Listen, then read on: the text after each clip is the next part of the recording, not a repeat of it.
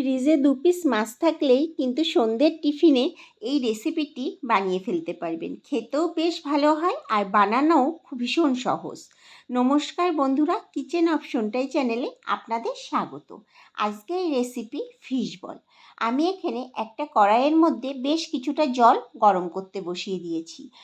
যখন জলটা উষ্ণ গরম হয়ে যাবে, কয়েক পিস মাছ এর মধ্যে দিয়ে পরিমাণ মতো লবণ এবং হলুদ দিয়ে দেব। এখন 10 মিনিট মতো ফুটিয়ে নেব। দেখে নেব 10 মিনিট পর মাছটা ভালো মতো সিদ্ধ হয়েছে কিনা। এখানে কিন্তু মাছটা বেশ সুন্দর সিদ্ধ হয়ে গেছে। এখন গ্যাসের ফ্লেমটাকে বন্ধ করে দিয়ে মাছের পিসগুলোকে একটা প্লেটের উপর তুলে নেব। এখন ঠান্ডা করে নেব। ঠান্ডা হওয়ার পর মাছের কাঁটাগুলোকে একেবারে ছাড়িয়ে নেব। আমি আপনাদের এখানে মাছের কাঁটাগুলোকে ছাড়ানোর পর দেখাচ্ছি। তবে মাছ হিসেবে আপনারা সব পেটির মাছই নেবেন। পেটির মাছ বাদ দিয়ে যে মাছটা আমি নিয়েছিলাম সেই মাছের কাঁটা ছাড়াতে কিন্তু আমার ভীষণই অসুবিধা হয়েছে। এখন নিয়েছি মাঝারি সাইজের 2টো পেঁয়াজ কুচি, 1 চামচ আদা কুচি, 1.5 চামচ মতো রসুন কুচি আর 2 চামচ কাঁচা লঙ্কা কুচি আর একটা সিদ্ধ আলু।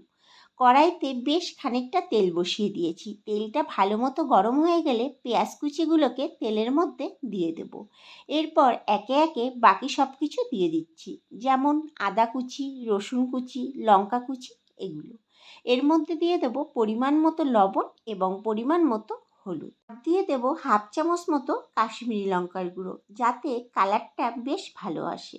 এবার সব কিছু বেশ ভালো করে ভেজে নেব। গ্যাসের ফ্লেমটাকে লো টু মিডিয়ামে রেখে সব কিছু ভাজতে হবে। 2 মিনিট মতো ভেজে নেওয়ার পর এর মধ্যে দিয়ে দেব 1 চামচ মতো জিরের গুঁড়ো আর 1 চামচ মতো ধনের গুঁড়ো। এখন সব কিছু ভালো করে মিশিয়ে আবার ভাজতে হবে যতক্ষণ না পেঁয়াজটা ভালো মতো নরম হয়ে না যায়। 3 থেকে 4 মিনিট এইভাবে ভেজে নিতে হবে। তবে গ্যাসের ফ্লেমটাকে কিন্তু আমি মিডিয়ামে রেখেই ভেজেছিলাম। আমি আপনাদের এখানে 4 মিনিট পর দেখাচ্ছি। দেখুন কেমন সুন্দর সব কিছু বেশ ভালো করে লালচে করে ভেজে নিয়েছি। যখন এরকম পর্যায়ে চলে আসবে তখন কাটা ছাড়ানো মাছগুলোকে এর মধ্যে দিয়ে 2 থেকে 3 মিনিট নাড়াচাড়া করে নেব। মাছগুলো যখন একটু লাল হয়ে আসবে তখন এর মধ্যে দিয়ে দেব সিদ্ধ করে রাখা আলুটাকে দিয়েও সব কিছুর সাথে বেশ ভালো করে মিশিয়ে নেব। আর 2 থেকে 3 মিনিট সব কিছু আবারও নাড়াচাড়া করে নেব। তখন দেখবেন সব কিছু এরকম লাল হয়ে এসছে, তখন একটা প্লেটের উপরে তুলে নেব। আর একটু ছড়িয়ে নিতে হবে যাতে ভালো মতো ঠান্ডা হয়ে যায়। যখন ঠান্ডা হয়ে যাবে তখন ফ্রিজে আমি ঢুকিয়ে দেব 20 থেকে 30 মিনিটের জন্য, যাতে একটু শক্ত হয়ে যায়। আপনাদের কাছে বেশি নরম লাগলে এর মধ্যে 2 থেকে 3 চামচ ময়দা মিশিয়ে নিতে পারেন। তারপর ময়দাটাকে সব কিছুর সাথে ভালো করে মেখে নেবেন। এবার ছোট ছোট বলের আকৃতিতে করে নিয়েছি। সাইজটা আপনারা আপনাদের পছন্দ মতো করবেন। এখন একটা বাটিতে নিয়েছি একটা ডিম আর একটা বাটিতে নিয়েছি কিছুটা বিস্কুটের গুঁড়ো। ডিমের মধ্যে চুবিয়ে একবার করে বিস্কুটের গুঁড়োতে কোট করে নেব। আবারও একটা দেখিয়ে দিচ্ছি, বলটাকে আমি ডিমের মধ্যে চুবিয়ে আবারও বিস্কুটের গুঁড়োর মধ্যে কোট করে নিচ্ছি।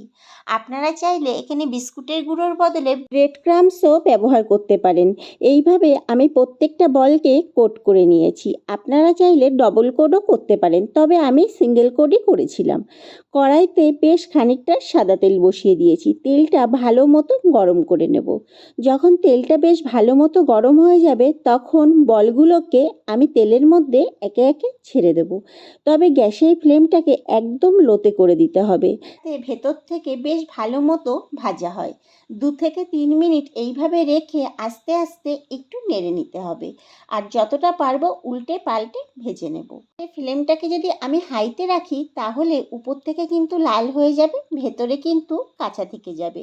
এর জন্যই একদম লোতে রাখতে হবে। আমার এখানে 4 থেকে 8 মিনিট কিন্তু ভেজে নিতে লেগেছিল। আমি আপনাদের এখানে 8 মিনিট পর দেখাচ্ছি। যখন দেখবেন এরকম লাল হয়ে আসবে তখন গ্যাসের ফ্লেমটাকে বন্ধ করে দিয়ে তেল ঝরিয়ে অন্য পাত্রে তুলে নেব। তৈরি হয়ে গেল দারুণ স্বাদের ফিশ বলের রেসিপি। এইভাবে একবার হলেও বাড়িতে তৈরি করে দেখতে পারেন। খেতে কিন্তু বেশ ভালো লাগে আর বানানো একদম সহজ। এর সাথে একটু টমেটো কেচাপ দিয়ে পরিবেশন করবেন, তাহলে কিন্তু আরও জমে যাবে। রেসিপিটি ভালো লাগলে আমার চ্যানেলটিকে সাবস্ক্রাইব এবং ফেসবুক পেজ থেকে দেখে থাকলে পেজটিকে ফলো করে দেওয়ার অনুরোধ রইল। দেখা হচ্ছে নতুন একটি ভিডিওতে।